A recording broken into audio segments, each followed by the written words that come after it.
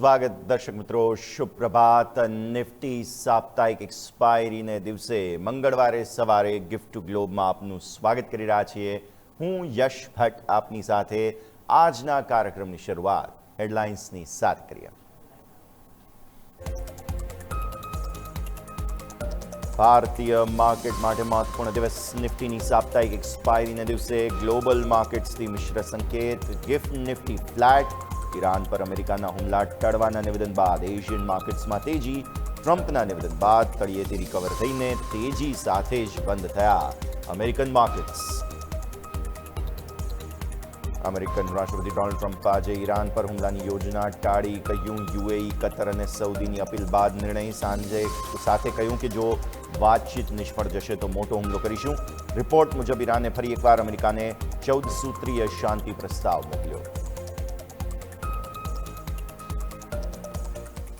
Iran અને America વચ્ચે શાંતિ વાર્તાલાપ આગળ વધવાની અપેક્ષાને કારણે ક્રૂડમાં ઘટાડો. $109 નીચે બ્રેન્ટ. ડોલરમાં નરમાશ.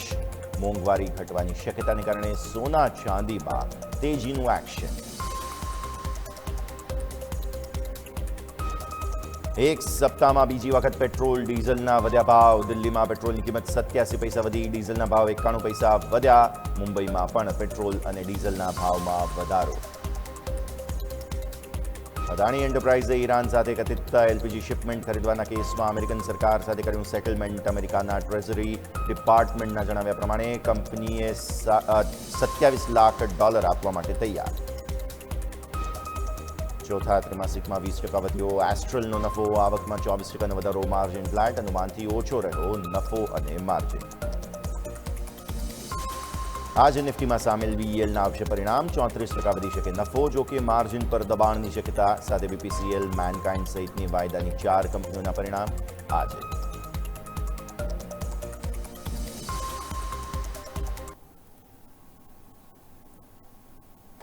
આવો કરીએ શરૂઆત. સૌથી પહેલા આપીશું આપને ગિફ્ટ નિફ્ટીનો સંકેત.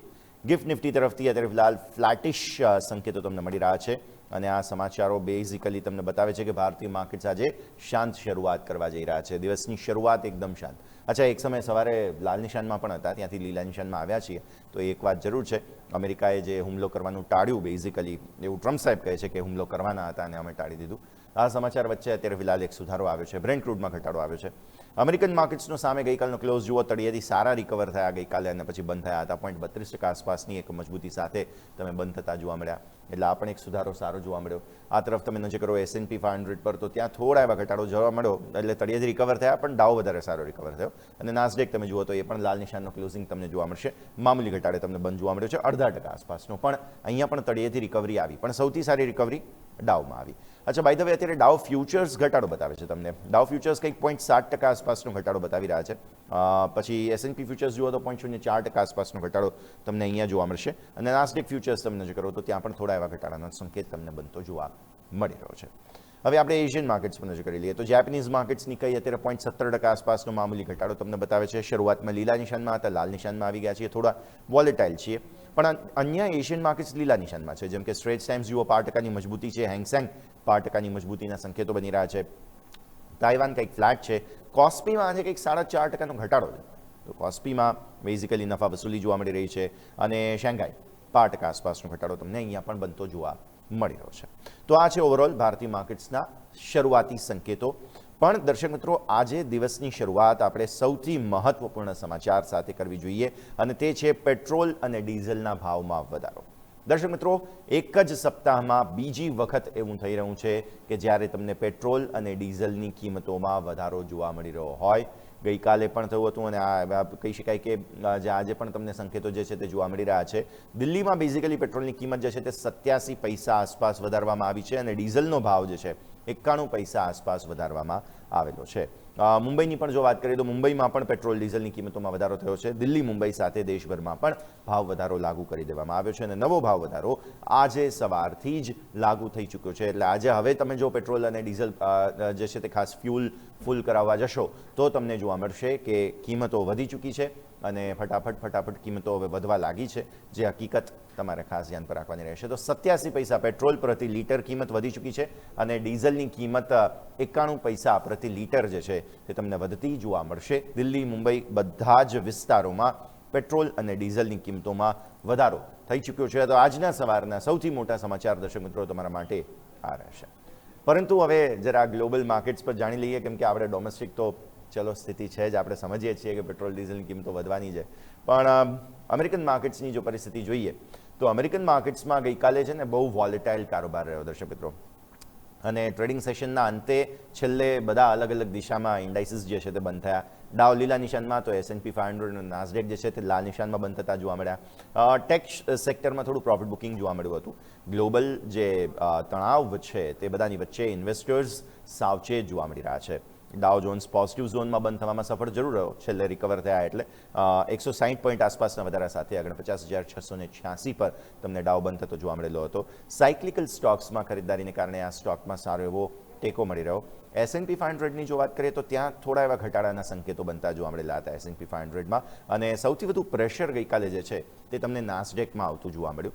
ટેક શેર્સમાં ગઈકાલે પ્રોફિટ બુકિંગ હતું. AI સેક્ટરમાં બબલ રિસ્ક એટલે કે પરપોટો ફૂટવાની જે ચેતવણી છે તેને કારણે થઈને બેઝિકલી અહીંયા થોડું પ્રોફિટ બુકિંગ જોવા મળેલું હતું. ઇન્ટેલ, AMD જેવા સેક્ટર જે છે તેની અંદર સેમિકન્ડક્ટર શેર્સની અંદર બેઝિકલી એક પ્રોફિટ બુકિંગ જોવા મળ્યું. અચ્છા, ગઈકાલના બોન્ડ yield પણ અમેરિકાના વધતા જોવા મળ્યા. 4.57 પર 10 યર બોન્ડ yield પહોંચી ગયા છે, અને yield વધવાને કારણે ગ્રોથ શેર્સની અંદર હાઈ વેલ્યુએશન ધરાવતી ટેક કંપનીઓ પર બેઝિકલી દબાણ આવતું તમને જોવા મળેલું છે.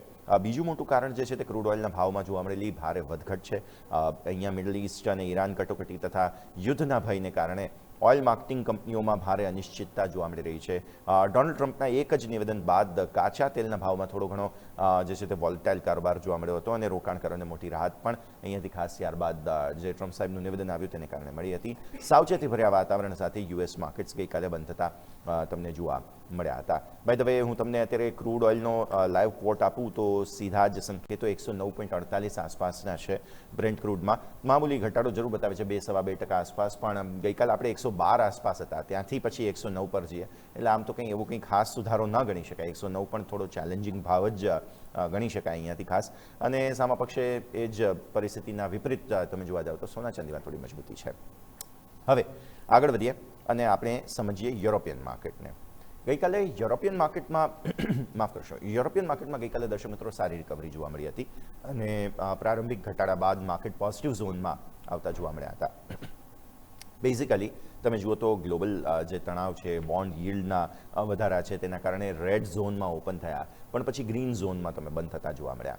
FTSE 100 જોરદાર ઉછાળા સાથે બંધ થયો. લંડન, ફ્રેન્કફર્ટ અને પેરિસના માર્કેટ્સમાં સારા સુધારા સાથેનું ક્લોઝિંગ જોવા મળ્યું, અને પેરિસના માર્કેટનું ખાસ આપણે જો વાત કરીએ, FTSE 100 બેઝિકલી 1.3% વધતો જોવા મળ્યો.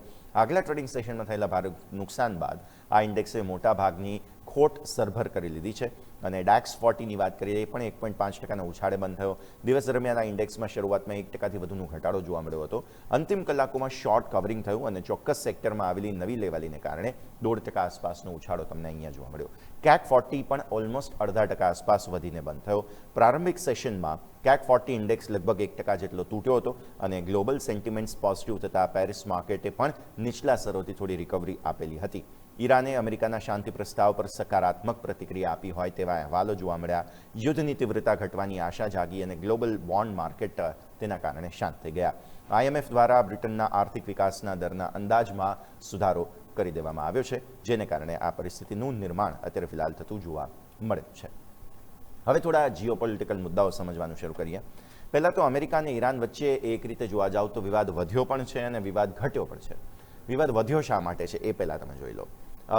નવીનતમ યુદ્ધની આશંકાઓ પણ ફરી એકવાર જે છે તે અહીંયાથી ખાસ જોવા મળી રહી છે. ટ્રમ્પ સાહેબના નિવેદનો જેવા છે કે એક બાજુ એમ લાગે કે યુદ્ધ થઈ શકે, એક બાજુ એમ લાગે કે તેઓ શાંતિ પ્રક્રિયા આગળ વધારી રહ્યા છે. અમેરિકા અને ઈરાન વચ્ચે તણાવ ગમે ત્યારે મોટા યુદ્ધમાં પણ પરિવર્તિત થઈ શકે છે. જે પહેલાંના એમના નિવેદનો હતા એ પ્રમાણે અમેરિકાના આર્થિક પ્રતિબંધો અને હોર્મુઝ સંકટને કારણે ગ્લોબલ ઇકોનોમિક માર્કેટ છે તેને નુકસાન વધ્યું છે. ઈરાને પોતાના 20 વર્ષના પરમાણુ પ્રતિબંધની શરત જે છે બેઝિકલી તે ફગાવી દીધી છે, અને મિસાઇલ પરમાણુ જે છે તે ખાસ હોર્મુઝ માટેનો મુદ્દો, ઈરાન માટે અસ્તિત્વ ટકાવી રાખવાની, આ બધી જ મુદ્દાઓ છે જે હથિયારો રાખવા માટેનો પ્રયત્ન તેઓ કરી રહ્યા છે. આ બંને દેશ વચ્ચે વાતચીતના તમામ દરવાજાઓ બંધ થઈ ગયા છે, કોઈ એક્ઝિટ પ્લાન નથી. ત્યારે આર્થિક લશ્કરી તણાવને કારણે ગ્લોબલ માર્કેટ પર ભારે દબાણ જોવા મળી રહ્યું છે. ઓકે, તો આ એક સૌથી પહેલાં તો ચેલેન્જ જે બની રહી છે તે તમે અહીંયાથી ખાસ ધ્યાન પર રાખો. અચ્છા, ઈરાન પર હુમલો મુલતવી રાખવામાં આવ્યો છે, આ એક બહુ મોટા સમાચાર. તમે સામા પક્ષે જુઓ, એક બાજુ ટ્રમ્પ સાહેબે નિવેદન આપ્યું, તેને કારણે એમ લાગે કે યુદ્ધ થશે, પણ બીજી બાજુ ઈરાન પર હુમલો અમે કરવાના હતા ને નહીં કરીએ એવું પણ ટ્રમ્પ સાહેબે જ કહ્યું છે. અમેરિકાએ ઈરાન પરનો લશ્કરી હુમલો મુલતવી રાખ્યો અને ગલ્ફ દેશોના નેતાઓની અપીલ બાદ યુએસ પ્રમુખે મોટો નિર્ણય કર્યો. એમણે પાકિસ્તાન મારફતે અમેરિકાની નવી શાંતિ દરખાસ્ત પણ મોકલી છે ઈરાને, એવું અહીંયા સામે આવી રહ્યું છે. ટ્રમ્પ સાહેબે જાહેરાત કરી કે ઈરાન સાથે ગંભીર મધ્યસ્થતા અને વાતચીત ચાલી રહી છે અને નવી દરખાસ્તમાં હોર્મુઝની સામુદ્રધુની ફરી એકવાર ખુલ્લી કરવા પર ભાર મૂકવામાં આવી રહ્યો છે. અમેરિકા દ્વારા ઈરાનની સંપત્તિ આંશિક રીતે મુક્ત કરાશે તેવી ચર્ચાઓ પણ ચાલી રહી છે અને ડ્રોન હુમલાને કારણે ક્ષેત્રમાં નાજુક યુદ્ધ વિરામ વચ્ચે તણાવ અત્યારે ફિલહાલ જે છે તે ખાસ ચાલતો હોય તેવી પરિસ્થિતિ જોવા મળી રહી છે. તો ડ્રોન હુમલાને કારણે પરિસ્થિતિ સર્જાઈ છે અને પાકિસ્તાનના સોર્સિસ એમ કહે છે કે આ મધ્યસ્થતામાં પ્રગતિ ખૂબ જ મુશ્કેલ બની રહી છે. બંને પક્ષો વારંવાર પોતાની શરતો બદલી રહ્યા છે અને સમય બહુ ઓછો છે. આવી સ્થિતિમાં ઈરાનની નવી દરખાસ્તો મુખ્યત્વે યુદ્ધનો અંત લાવવા અને હોર્મુઝની સામુદ્રધુનીને ફરી ખુલ્લી કરવા પર કેન્દ્રિત છે. અમેરિકા બેઝિકલી ઈરાનની ફ્રીઝ થયેલી સંપત્તિમાંથી આંશિક રકમ મુક્ત કરવા માટે સહમત થયું છે. ઈરાન તમામ ભંડોળ પાછું મેળવવા માંગે છે, પણ અમેરિકા એમ કહે છે કે થોડુંક જ આપીશું. આવી સ્થિતિમાં પરમાણુ અને મિસાઇલ જેવા વિવાદિત મુદ્દાઓ પર આગામી સમયમાં ચર્ચા હજુ પણ થઈ શકે છે અને ઈરાન પાસે કોઈ પણ પરમાણુ હથિયાર ન હોવું જોઈએ તે અમેરિકાની મુખ્ય શરત છે. ઈરાન એ શરત પાડવા તૈયાર નથી. આવી સ્થિતિમાં કરાર ન થવાની સ્થિતિમાં યુએસ આર્મી ટૂંકા નોટિસ પર મોટો હુમલો કરવા પણ તૈયાર છે. તો એક બાજુ યુદ્ધ અમે અટકાવી દીધું ગલ્ફ દેશોની રિક્વેસ્ટને કારણે, એવું ટ્રમ્પ સાહેબ કહે છે, પણ બીજી બાજુ હજુ પણ ભારે લાગની જેવી જ સ્થિતિનું નિર્માણ યથાવત છે. આ તરફ ઇઝરાયલ અને લેબનોન વચ્ચે યુદ્ધ વિરામ તો છે, પણ દર્શક મિત્રો, લેબનોનમાં મૃત્યુઆંક 3000ને વટાવી ગયો છે. યુદ્ધ શરૂ થયું ત્યારથી અત્યાર સુધીમાં સીઝ ફાયર લંબાવવામાં આવ્યો છે. અમેરિકાએ આ સીઝ ફાયર કરાવ્યો છે, પરંતુ સોમવારથી અમેરિકા સમર્થિત સીઝ ફાયર છે તે વધુ 45 દિવસ માટે લંબાવાયો છે, પણ હુમલા હજુ પણ યથાવત છે. યુદ્ધ વિરામની જાહેરાત છતાં દક્ષિણ લેબનોનમાં ઇઝરાયલ નવા હવાઈ હુમલા કરી રહ્યું છે અને લેબનોનમાં 2 માર્ચથી અત્યાર સુધીમાં કુલ મૃત્યુઆંક 3000ને પાર થઈ ચૂક્યો છે. ખરેખર કહી શકાય કે દુઃખદ બાબત છે, કેમ કે આમાં નિર્દોષ લોકોના મૃત્યુ થઈ રહ્યા હોય. આવી સ્થિતિમાં ઇઝરાયલમાં જ આ જ સમયગાળા દરમિયાન 22 સૈનિકો અને નાગરિકોના મૃત્યુ પણ થયા છે. બંને પક્ષે હુમલાઓ ચાલુ રહેતા 45 દિવસના શાંતિ કરાર પર અત્યારે તો ફિલહાલ મોટો ખતરો જોવા મળી રહ્યો છે. તો આ એક સમાચાર પણ છે કે જેને તમે ધ્યાન પર રાખો. આ સાથે દર્શક મિત્રો, આવો એક નાનકડા વિરામનો પણ સમય થઈ રહ્યો છે, તો બ્રેક લઈશું અને બ્રેક બાદ અમારી આ રજૂઆતમાં ભારત સંબંધિત ઘણી મહત્વપૂર્ણ ખબરો છે જે પણ આપને બતાવીશું. બ્રેક બાદ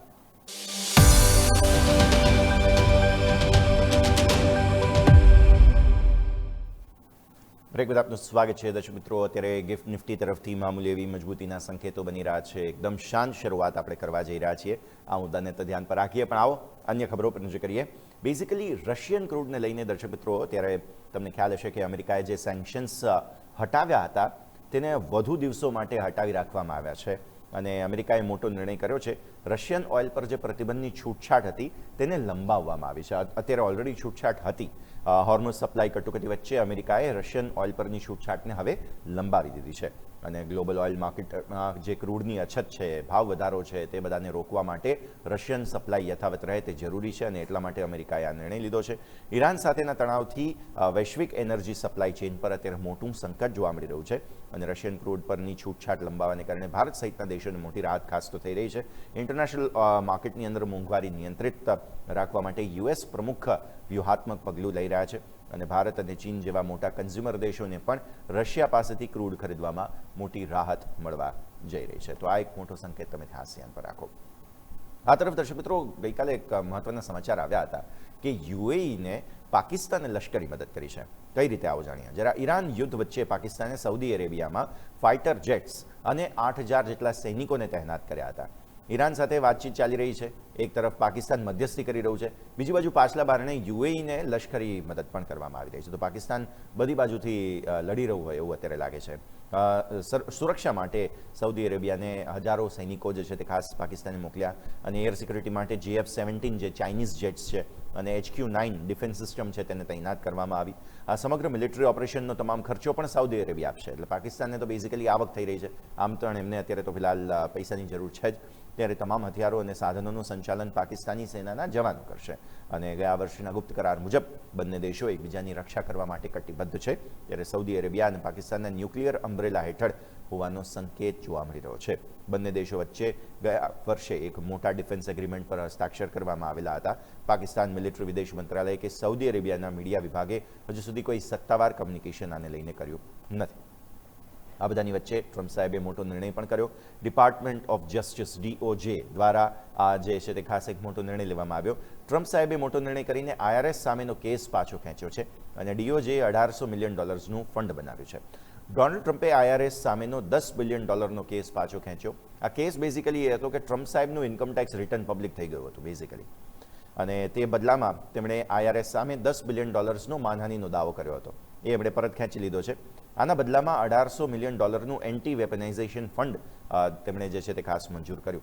સરકારી સત્તા અને કાયદાના દુરુપયોગનો ભોગ બનેલા લોકોને હવે વળતર મળશે અને આ ફંડમાં ટેક્સ પેયર્સ એટલે કે સામાન્ય જનતાના નાણાંનો જ ઉપયોગ થવાનો છે.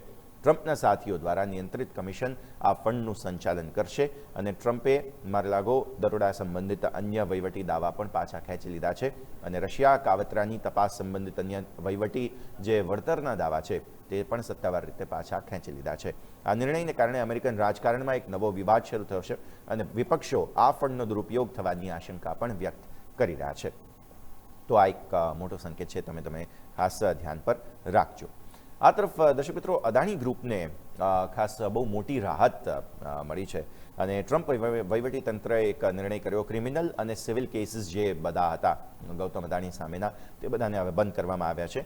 US સરકારે ગૌતમ અદાણી સામેના ક્રિમિનલ ફ્રોડના તમામ આરોપો હટાવી લીધા છે. અદાણી કંપની સામે ઈરાન પરના આર્થિક પ્રતિબંધોના ઉલ્લંઘન અંગે ચાલી રહેલ સિવિલ કેસમાં પણ મોટું સેટલમેન્ટ કરવામાં આવ્યું છે અને કંપની પર ઓમાન અને ઇરાક નામે ઈરાનથી LPG ગેસ ખરીદવાનો આરોપ હતો.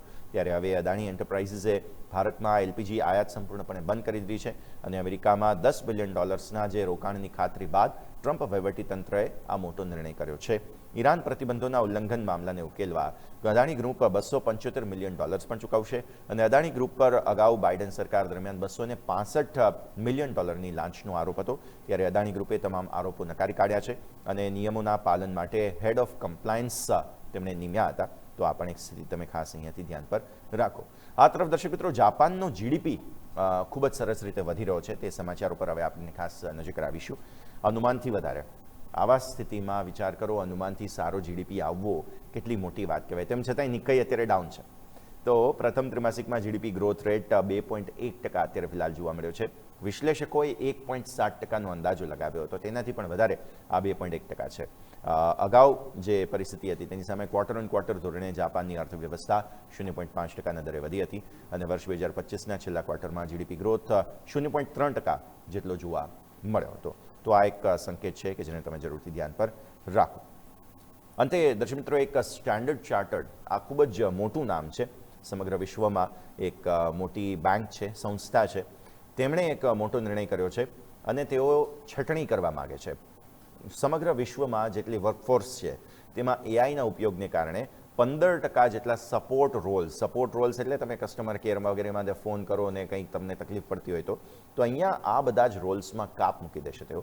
સ્ટેન્ડર્ડ ચાર્ટર્ડ બેંક દ્વારા આ સપોર્ટ રોલ્સમાં કાપની જાહેરાત મુકાઈ છે. એટલે AIનો ઉપયોગ વધી રહ્યો છે, એના કારણે થઈને તેમણે આ લે ઓફ કરવાનું નક્કી કર્યું છે. બેંક જે છે તે ઓફિસ વહીવટી કામગીરી અને સપોર્ટ સ્ટાફ પર આ છટણીની સીધી અસર થવાની છે અને બેંક ઓટોમેશન ટૂલ્સ દ્વારા ખર્ચ ઘટાડવા અને કાર્યક્ષમતા વધારવા માટે ફોકસ કરી રહી છે. ફ્રન્ટલાઇન સ્ટાફ અને ગ્રાહક સેવા આપતા કર્મચારીઓ સુરક્ષિત રહેશે, પરંતુ આ નિર્ણયને કારણે બેંકના વૈશ્વિક સપોર્ટ રોલ્સ પર સીધી અસર થઈ શકે છે. બેઝિકલી આઉટસોર્સ જે થતું હોય છે તેને સીધી અસર અહીંયાથી ખાસ થઈ શકે છે. આવો દર્શક મિત્રો, છેલ્લે હું તમને વિદેશી રોકાણકારોનો સેટઅપ જરા સમજાવી દઉં. વિદેશી રોકાણકારો ગઈકાલે જે છે તે કેશ માર્કેટમાં ખરીદદારી કરીને ગયા છે. તમે આ સતત ત્રીજો દિવસ જોશો અને તમે એ જે ગ્રીન બાર છે ને તેને વધતા પણ જુઓ. ખાસ બહુ જ ઇન્ટરેસ્ટિંગ સેટઅપ તમને મળી રહ્યું છે વિદેશી રોકાણકારોનું. પહેલાં તો એમની ખરીદદારી આગલા દિવસે કેટલી હતી? માત્ર 3 આંકડામાં 187 કરોડ આસપાસ. પછી એ ખરીદદારી વધતી જોવા મળી અને હવે તો 2813 કરોડની ખરીદદારી કેશ માર્કેટમાં થઈ ચૂકી છે, જે એવું બતાવે છે કે માર્કેટને તળિયેથી સપોર્ટ મળી રહ્યો છે. તમને યાદ હશે ગઈકાલે પણ આપણે ડીઆર ચોકસી ફિનસર્વના દેવેન ચોકસી સાહેબ સાથે વાત કરી હતી. દેવેન સરે સ્પષ્ટપણે સમજાવ્યું કે એમને કેશમાં વેચવું હોય તો વેચવા વાંધો નહીં, ડેરિવેટિવ્સમાં ન વેચવા જોઈએ એમણે. પણ અહીંયા તો હવે જુઓ કેશમાં પણ તેઓ ખરીદવા લાગ્યા છે. વિદેશી રોકાણકારોએ કેશમાં ખરીદ્યું. સામે ગઈકાલે ડીઆઈએસે પણ, નેક્સ્ટ સ્લાઇડ આપો, ડીઆઈએસે પણ ગઈકાલે 2682 કરોડ રૂપિયાની ખરીદદારી કરી છે. મતલબ એફઆઈઆઈસ ડીઆઈએસ બંનેની ખરીદદારી અને છેલ્લે એટલા જ તળિયેથી રિકવરી નિફ્ટીમાં જબરદસ્ત આવેલી હતી. આ ડીઆઈએસનો આંકડો તમે જુઓ છો. પાછલા 5માંથી 4 દિવસ જે છે તેમણે ખરીદ્યું, એક જ દિવસ તેમણે નફા વસૂલી કરી. હવે આપો નિફ્ટી ફ્યુચર્સ જુઓ. ફ્યુચર્સમાં પણ સતત ચોથો દિવસ છે ઇનફેક્ટ કે તમને ફ્યુચર્સમાં ખરીદદારી જોવા મળી રહી છે. નો ડાઉટ ગઈકાલે ફ્યુચર્સમાં ખરીદદારી થોડી ઓછી થઈ, પણ યાદ રાખજો આ ક્યારે ખરીદદારી થઈ રહી છે કે જ્યારે આવતા સપ્તાહે મંગળવારે તમે મંથલી એક્સપાયરી કરતા હશો અને આજે હવે સાપ્તાહિક એક્સપાયરી છે. એ પહેલાં સતત 4 દિવસથી ફ્યુચર્સ તમે ખરીદતા હો, મતલબ સાફ છે કે તમને આગળના જે રોલઓવર્સ કરવા છે તે પહેલાંની તમે તૈયારીઓ કરી રહ્યા છો. એટલે ફ્યુચર્સ કાપવા લાગ્યા છે મે સિરીઝના પૂર્ણાહુતિ પહેલાં વિદેશી રોકાણકારો, તેવું સ્પષ્ટ જોવા મળે છે આપણને. ઓપ્શન્સ પર પણ નજર કરો તો તમે પાછલા 5 દિવસમાંથી પહેલી વખત ગઈકાલે ક્લિયર કટ શોર્ટ કવરિંગ જુઓ છો, કારણ કે તમારા ઓપ્શન્સની અંદર પણ ખરીદદારી છે, જે સ્પષ્ટપણે બતાવે છે કે તમે કોલ વેચવાની જગ્યાએ અહીંયાથી ખાસ ખરીદ્યા છે. એટલે શોર્ટ કવર કર્યા છે તમારા, સ્પષ્ટપણે જોવા મળે છે. આના કારણે પુટ કોલ રેશિયોને પણ ઇમ્પ્રુવમેન્ટ જરૂર જોવા મળશે, જે તમે અવશ્ય ધ્યાન પર રાખજો. 1.35નો પીસીઆર તમારો થઈ ગયો છે. મને એવું લાગે છે કે ધીરે ધીરે હવે અહીંયાથી આ જે શોર્ટ કવરિંગ જે ચાલી રહી છે તે યથાવત રહેશે. ધીમી પણ મક્કમ ગતિએ યથાવત રહેશે. માર્કેટ્સ હવે ઘટશે નહીં. હવે જે કંઈ પણ ગ્લોબલ સ્થિતિ છે તેની સામે માર્કેટ્સમાં બહુ ઘટાડો નહીં આવે. ધીરે ધીરે ધીરે ધીરે રેન્જમાં રહીશું, પણ આગળ વધતા રહીશું. આપો હવે બેંક નિફ્ટી જુઓ. બેંક નિફ્ટીના પણ સંકેત પર નજર કરશો તો તમને જોવા મળશે ફ્યુચર્સ વેચ્યા છે. એટલે જે નિફ્ટીમાં કોન્ફિડન્સ આવે છે તે બેંક નિફ્ટીમાં નથી આવી રહ્યો, એ વાત સ્પષ્ટ છે, રાઈટ? તો બેંક નિફ્ટી અત્યારે ફિલહાલ હજુ પણ ફ્યુચર્સ વેચ્યા. આપો ઓપ્શન્સ બેંક નિફ્ટીના, ત્યાં થોડી ખરીદદારી છે 1158 કરોડ રૂપિયા આસપાસની. તો ઓલરેડી બેંક નિફ્ટીના ઉપર હેવી શોર્ટ્સ એફઆઈએસના હતા, જે હજુ પણ પરિવર્તિત નથી થયા. પણ હા, ઓપ્શન્સમાં ખરીદદારી જરૂર તમને જોવા મળી રહી છે.